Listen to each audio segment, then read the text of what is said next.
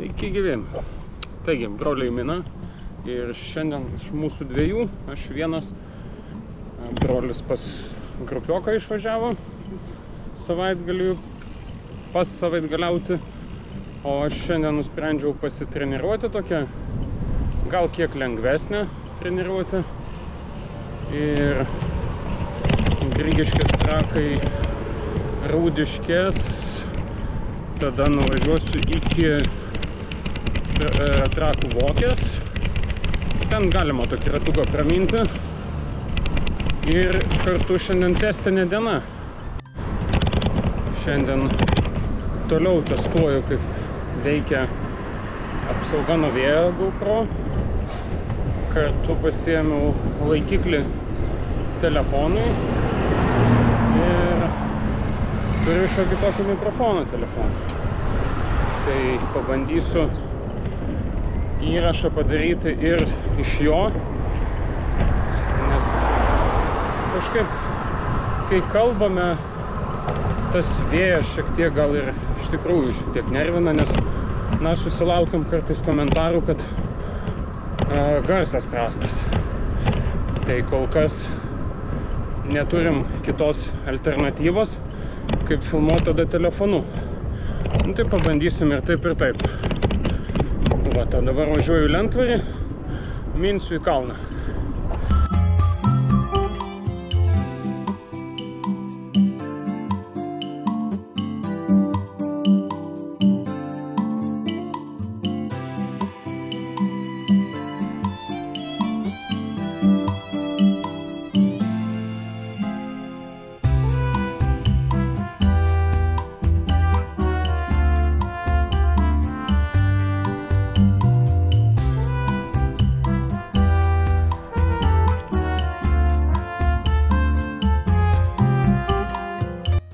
Tai va, čia turim, ką turim? Turim Tiškevičių dvarą. Tai jau galima apsižvalgyti. Restauruojamas, remontuojamas, restauruojamas. Daug akmenų, man akmenų kaip tik reikia. Gal pasidalinti ir parastų. Aha, taip, iki čia atvažiavom. Kažkoks, tai gal ateityje patvarkys dar.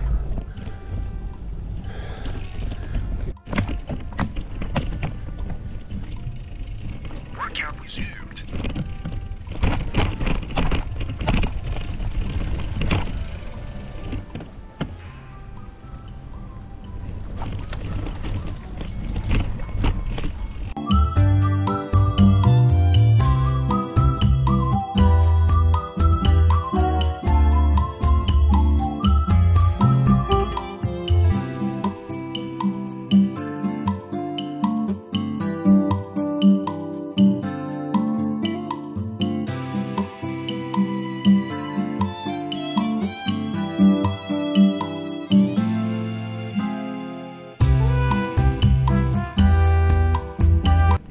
Štai išvažiavau iš dvaro, spėju ten, kadangi jis privatizuotas, tai dar kurį laiką ten tvarkys. Čia va kažkokie dvarai ir liekanos pastatų, aš taip manyčiau, gal pagalbinės kažkokios buvo patalpos, o gal ir ne, labai jau gražiai atrodo, tai kažkaip į eilinį tvartą nelabai panašu. Na, o dabar važiuoju į Karijotiškės, tai čia neužilgo jos bus, už Karijotiškių tada judėsiu link Būdos, o nuo Būdos jau link Trakų. Tai šiandien tokia, sakau, šiek tiek pažintinė, šiek tiek treniruotė, kai kur labiau paminti reikės, kai kur mažiau. Laikau kardaną, judu toliau, Karijotiškės 2. Na ir turim Karijotiškės, šiek tiek į kalniuką. Karijotiškėse turim traukinį. Iš vienos pusės gerai. Galima kamerą perstatyti į kitą poziciją. Ok, traukinukas.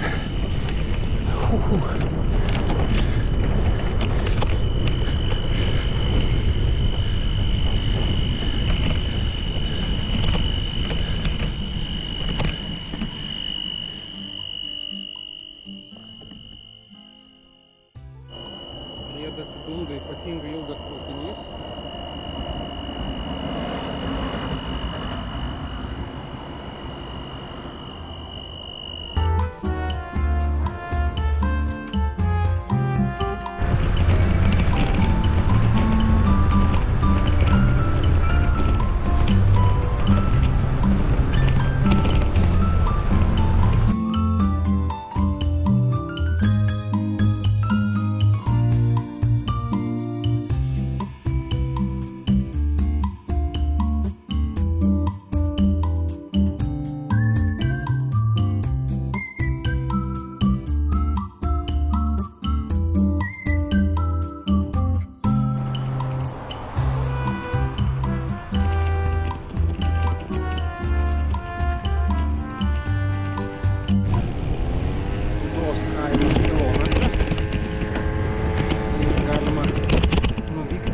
Iki Angelų kalvos. This is how legends are made. Kaip aš kartais gražios nedidelės iniciatyvos viskas užsirapilioja į va tokią gražią iniciatyvą. Na, kas važiuojat po trakus ir nežinot, kur galima užvažiuoti, tai tikrai atvažiuokite pasivaikščioti po Angelų kalvą.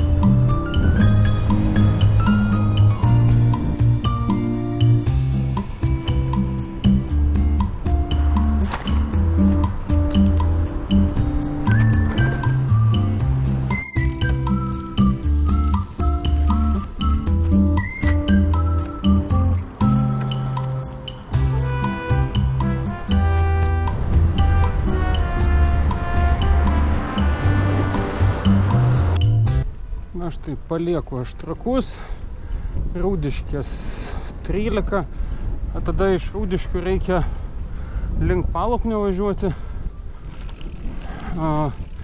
nesiekti ten jo, bet link jo. Ir tada ten šiek tiek Druskininkų kelių paminti, paminam Druskininkų.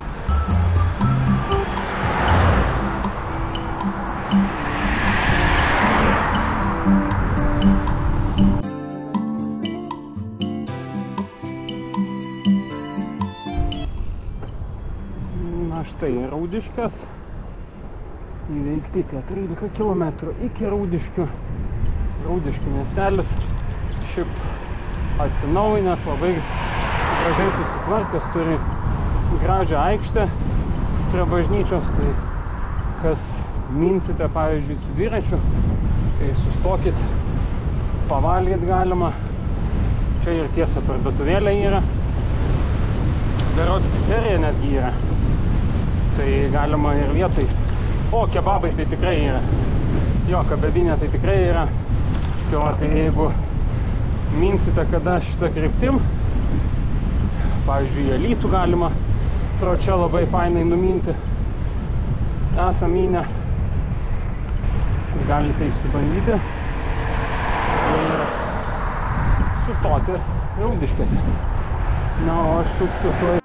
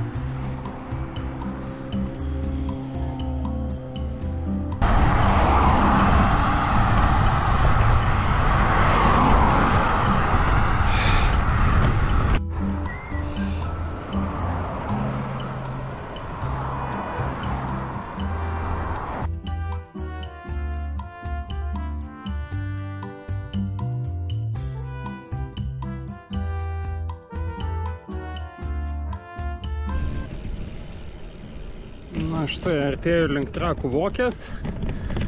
Tai jau 100 kilometras. 2 valandos 23 minutės, bet čia to minimo gavosi daugiau. Iš tikrųjų tai yra 2:54.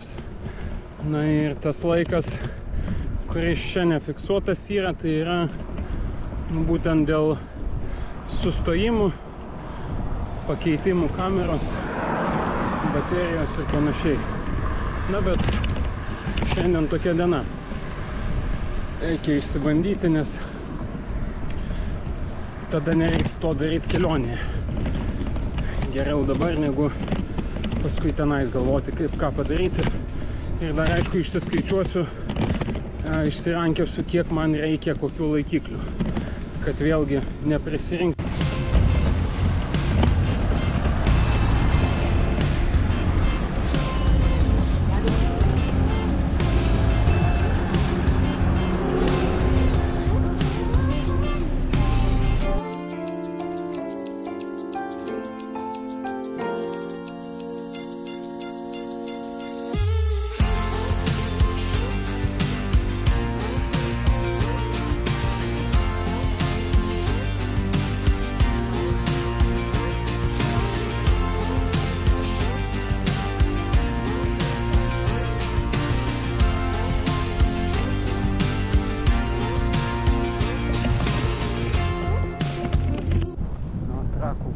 Lentvario čia labai geras pasisekimas yra.